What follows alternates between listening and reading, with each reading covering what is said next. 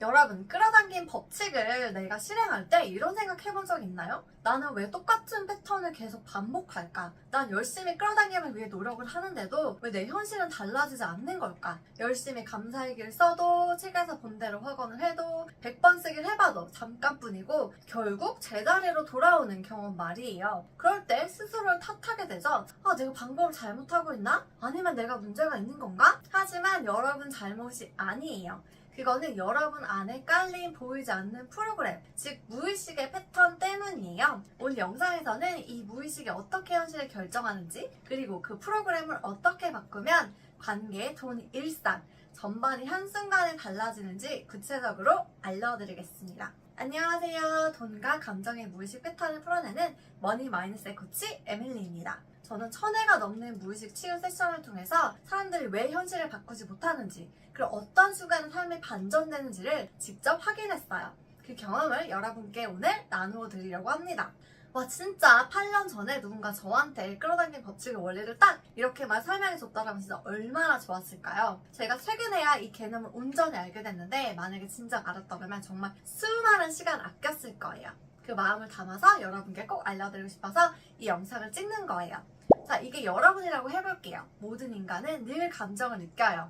여러분은 항상 감정들을 내보내고 있습니다. 그리고 동시에 감정에 따른 주파수들을 발산하고 있어요. 에너지, 감정, 주파수 다 같은 말이에요. 왜냐하면 감정은 에너지이고 그 감정은 고유의 주파수를 가지고 있어요. 여러분들이 감정을 발산할 때 여러분 에너지를 발산하는 거고 곧 그 말은 주파수를 발산하는 것과 마찬가지예요. 그래서 사람들이 너 에너지가 좋다 라고 말할 때 사실 그 말은 너가 내보내는 감정과 주파수가 좋아 라는 뜻이에요. 평온함, 자신감, 행복, 기쁨 같은 감정을 내보내고 있다는 거예요. 반대로 저 사람은 뭔가 쎄하고 에너지가 안 좋아 라고 느껴진다면 사실은 저 사람한테서 나쁜 감정 주파수가 뿜어져 나오고 있다는 뜻이고 그걸 여러분은 무의식적으로 느끼는 거예요. 그래서 감정, 에너지, 주파수 이건 서로 다 바꿔 쓸 수 있는 말이에요. 자, 이제 여기 있는 이 스케일, 여러분이 느낄 수 있는 다양한 감정의 스케일이라고 해볼게요. 사실 여러분이 느낄 수 있는 감정은 무한히 많아요. 하지만 오늘 감정은 단 2개의 카테고리를 묶을 수 있어요.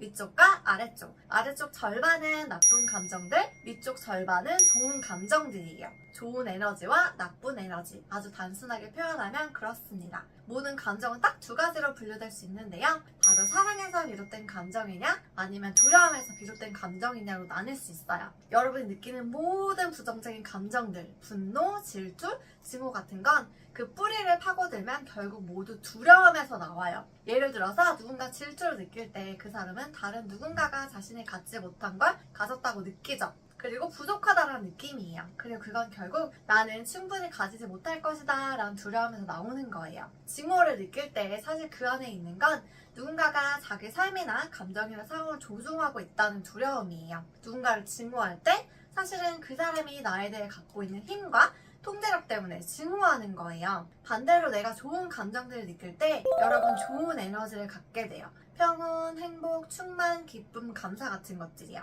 이런 것들은 전부 사랑에서 비롯돼요. 풍요의 감각에서 비롯되죠. 세상에 충분히 많다는 믿음. 나한테도 너한테도 모두한테도 충분히 많다는 믿음이죠. 그래서 저는 나쁜 감정, 좋은 감정이라고 말하기보다 사랑에서 비롯된 감정이냐 두려움에서 비롯된 감정이냐고 말하는 걸 더 선호해요. 그러니까 내가 지금 돈이 부족해서 불안하고 걱정돼 라고 느껴진다면 사실 여러분은 지금 사랑과 풍요가 아니라 두려움 기반의 감정이나 믿음을 가지고 있다는 말이고 현재 지금 그런 주파수를 내보내고 있다는 뜻이에요. 자, 여기서 중요한 부분이 나옵니다. 여러분이 두려움의 감정을 느끼면 그 감정은 곧 여러분의 생각으로 변해요. 생각은 곧 여러분의 행동과 선택으로 이어집니다. 그리고 결국 행동은 여러분이 얻게 되는 결과로 이어지죠. 그래서 부정적인 감정, 부정적인 에너지, 부정적인 주파수를 가지면 결국 결과도 나빠질 수밖에 없어요. 반대로 사랑에서 비롯된 감정을 가지면 좋은 감정을 갖게 되고 생각도 사랑과 풍요에서 비롯되고 행동도 기쁨, 사랑, 감사, 풍요에서 나오고 결국 결과도 행복한 결과로 나타나요. 그래서 좋은 감정을 느끼면 좋은 결과를 얻게 되고 그 사이클은 계속될 거예요. 그리고 이건 다음 제가 말씀드릴 내용과 이어져요. 여러분이 현실을 바꾸고 싶다면 이 사이클을 바꿔야 돼요. 좋은 감정을 가지고 있으면 여러분이 원하는 현실을 가지게 될 거고요. 원하는 현실을 자동으로 반복으로 만들어지는 거예요. 근데 이 부분은 바로 대부분의 사람들이 이미 알고 있는 내용이에요. 결과를 바꾸고 싶다면 행동을 바꾸고 생각을 바꾸고 그리고 감정을 바꾸라는 거죠. 그런데 만약 그게 정말 그렇게 단순했다면 왜 우리는 감정을 그냥 켜고 끌 수 없을까요? 우리의 감정은 통제가 정말 어렵죠. 대부분의 경우 감정이 우리를 통제하지 우리가 감정을 통제하지 못해요. 생각을 통제하는 것도 어렵고 감정을 통제하는 것도 어렵고 심지어 행동을 통제하는 것도 어려워요. 그건 여러분이 반쪽짜리 정보만 알고 있기 때문이에요. 그리고 지금 제가 여러분에게 설명하려는 나머지 반쪽 부분, 이게 바로 여러분의 모든 것을 바꿔줄 바로 그 해답입니다. 사이클의 첫 번째 단계는 여러분의 초점이에요. 두 번째 단계는 여러분의 믿음이고요. 세 번째 단계는 여러분의 감정, 네 번째 단계는 여러분의 생각, 그리고 사이클의 마지막 단계가 바로 행동이에요. 이제 대부분의 사람들이 막히는 부분이 바로 여기예요. 여기 진짜 중요하니까 이제부터 집중해서 들으세요. 대부분의 사람들은 자기 인생의 결과를 바꾸고 싶을 때 행동부터 해야 된다고 생각해서 행동부터 시작해요. 난 이제부터 운동을 할 거야. 나는 일찍 일어날 거야. 나는 건강한 음식을 먹을 거야. 난 자기 개발을 할 거야. 등등등등. 행동에 관한 것이라면 모든 걸 시도하려고 하죠. 직관적으로 이 사이클만 얼핏 본다면 여러분이 결과를 받고 싶다면 제일 먼저 떠오르는 건 행동이겠죠.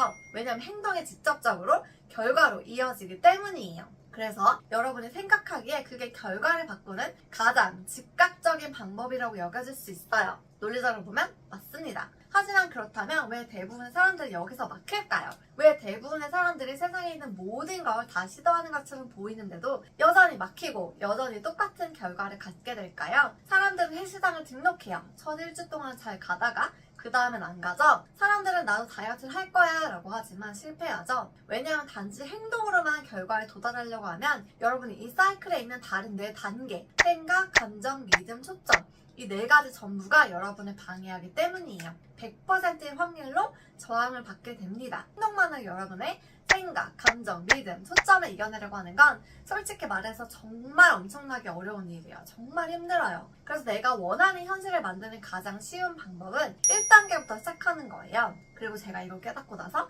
끌어당기면 훨씬 더 쉬워졌어요. 저도 마찬가지로 예전에 늘 행동부터 해야 된다고 믿는 사람이었거든요. 그런데 어느 정도 하다가 중간에 포기하게 되고 그만두게 되는 게 정말 많은 거예요. 그럴 때마다 좌절을 겪었고 끝까지 하지 못한 제 자신에게 실망도 하고 자책도 많이 했어요. 하지만 제가 이 사실을 알았다면 그렇게 하지 않았겠죠. 그거는 여러분도 마찬가지일 거예요. 그래서 여러분, 여기서 또 한 가지 대부분의 끌어당기는 영상들이 절대 말하지 않는 부분이 있어요. 바로 믿음입니다. 우리의 믿음 체계는요, 무의식 깊이 뿌리 내려져 있어요. 나는 부족해, 나는 돈을 못 벌어, 나는 사랑받을 자격이 없어 가든 믿음들은 대부분 어린 시절의 경험, 부모님과 사회의 메시지, 과거의 상처로부터 생겨났어요. 심리학에선 이걸 그림자, 섀도우라고 부릅니다. 그래서 나는 부자다, 나는 무한한 가능성이 있다, 나는 돈을 무한으로 번다 라는 확언이 쉽게 효과를 내지 못하는 거예요.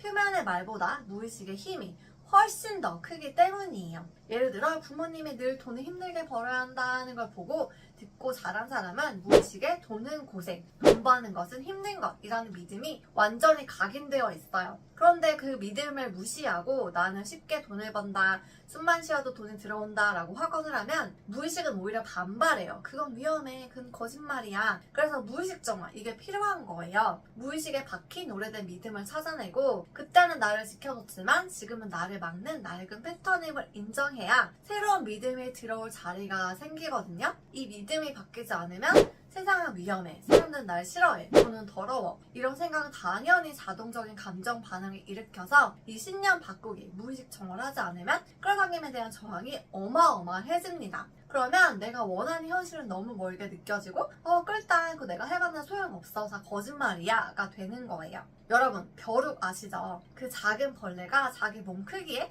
수백 배를 뛸 수 있다는 거 알고 계셨나요? 엄청난 점프력이죠? 근데요, 그 벼룩을 투명한 유리병 안에 넣고 뚜껑을 닫아두면 어떻게 될까요? 처음엔 계속 위로 뛰다가 뚜껑에 부딪히겠죠? 그러다 몇 번 아픈 경험을 하고 나면 뚜껑 높이까지만 점프하는 습관이 생깁니다. 그리고 신기한 건 나중에 뚜껑을 열어줘도 벼룩은 더 높이 뛸 수 있는데도 불구하고 절대 그 이상으로는 뛰지 않는다는 거예요. 즉 실제로는 아무 제약이 없는데 몇 번 학습된 한계 때문에 자기 능력을 스스로 제한하게 되는 거죠.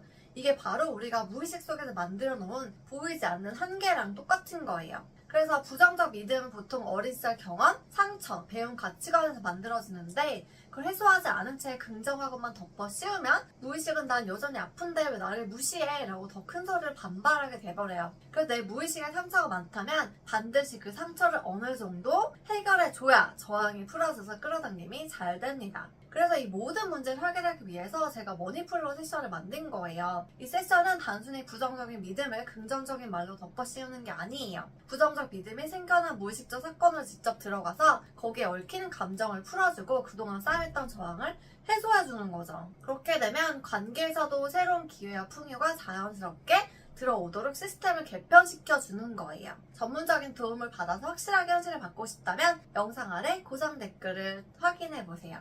아무튼 다시 돌아와서 첫 번째로 가장 먼저 여러분이 해야 될 것은 초점입니다. 여러분의 초점은 여러분의 현실에 관한 모든 것의 형성이에요. 신경과학에서 이것을 망상활성계라고 불러요. 그건 기본적으로 여러분이 무엇에 집중하느냐에 따라서 세상을 걸러내는 뇌의 한 부분이에요. 여러분의 초점과 믿음 체계가 여러분이 경험하는 세상을 결정하는데 왜냐하면 여러분의 뇌에는 필터가 있기 때문이에요. 우리 세상에는 너무나 많은 정보들이 존재해서 우리 뇌가 그 모든 걸 한꺼번에 받아들일 순 없어요. 그래서 뇌는 망상활성계라는 게 있어서 순간순간 어떤 정보를 받아들이고 어떤 정보를 버릴지 걸러내죠. 우리에게 중요하다고 판단된 정보만 받아들이고 유지하는 거예요. 만약 여러분의 망상활성계가 부정적인 것을 찾는 데 집중하고 있다면 그리고 자기 자신에 대한 믿음을 확인시켜줄 정보를 찾고 있다면 그것만 보게 될 거예요. 그래서 끌어당김을 잘하고 싶다면 무의식 정을 하면서 일상에서 초점을 의식적으로 바꿔보세요.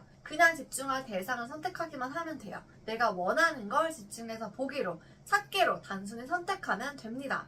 내가 부자가 되고 싶다면 부유하게 사는 사람들을 찾아보세요. 백만장자들의 콘텐츠를 보고 창업가들의 영화를 보고 어려움을 이겨낸 사람들의 전기를 읽고 나보다 덜 가진 사람인데도 더 많은 걸 이뤄낸 사례를 찾고 그런 것들을 소비하는 거예요. 자, 이 그림은 초점이 얼마나 중요한지 예시로 나타내는 그림이에요. 이걸 통해서 초점을 바꾸면 어떻게 결과가 즉시 바뀌는지 느끼실 수 있어요. 자, 여기서 여러분은 두 가지 중 하나를 볼 수 있어요. 흰색 공간을 보면 두 얼굴이 마주보고 있는 게 보이고 검은색 공간을 보면 꽃병이 보여요. 여러분이 무엇을 보느냐는 여러분이 어디에 집중하느냐에 달려 있어요. 여러분 흰색에 집중하면 두 얼굴이 보입니다.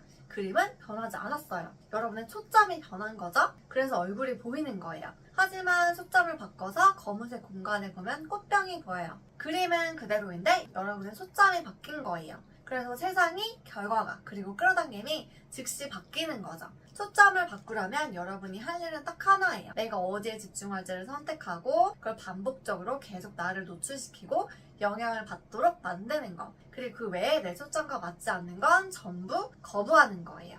특히 뉴스처럼 두려움과 부정적인 결로 가득한 건 보지 않는 거예요. 왜냐면 내가 어디에 초점을 두느냐에 따라서 내 현실이 만들어지니까요. 여러분이 초점을 바뀌면 믿음도 자연스럽게 바뀌고 감정도 바뀌고 생각도 바뀌고 마지막으로 행동도 바뀌게 됩니다. 여러분, 앞으로 저는 이런 영상을 많이 올릴 거예요.